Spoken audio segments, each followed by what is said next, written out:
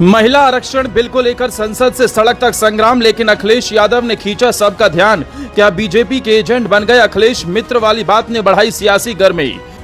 आरक्षण बिल की बहस के बीच उठा बड़ा सवाल, क्या अखिलेश के रुख से बीजेपी को मिला फायदा। महिला सम्मान बनाम कोटे की राजनीति का दिखेगा मिशन 2027 पर असर। मुलायम योगी की पुरानी फुसफुसाहट भी चर्चा में आई, परिवार पर नहीं हुआ कोई एक्शन, क्या इसके पीछे है कोई सियासी समझदारी। अखिलेश की रणनीति पर भी उठने लगे सवाल। जो सियासत में दिखता है वो पूरा सच नहीं होता, कई बार असली कहानी पर्दे के पीछे लिखी जाती है। कुछ ऐसे ही चर्चा अखिलेश यादव के लिए हो रही है, क्योंकि महिला आरक्षण बिल पर संसद में जो कुछ हुआ उसने सिर्फ बहस नहीं छेड़ी, बल्कि कई पुराने सवालों को भी फिर से जिंदा कर दिया। इसी बीच एक लाइन ने सियासी गलियारों में हलचल बढ़ा दी, जब प्रधानमंत्री ने कहा कि अखिलेश यादव उनके मित्र हैं।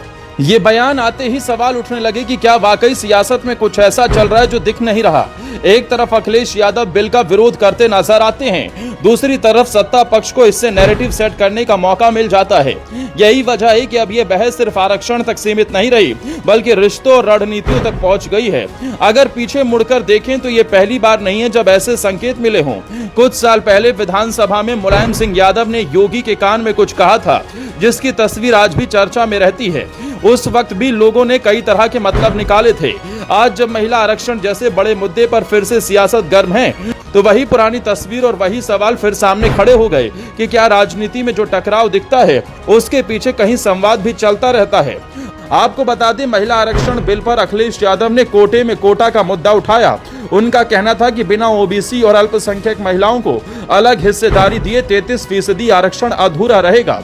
इसमें उन्होंने जैसे ही मुस्लिम महिलाओं का जिक्र किया, वैसे ही अमित शाह ने लोकसभा के अंदर ऐसी दहाड़ लगाई जिसने पूरे समाजवादी पार्टी खेमे की हलचल बढ़ा दी।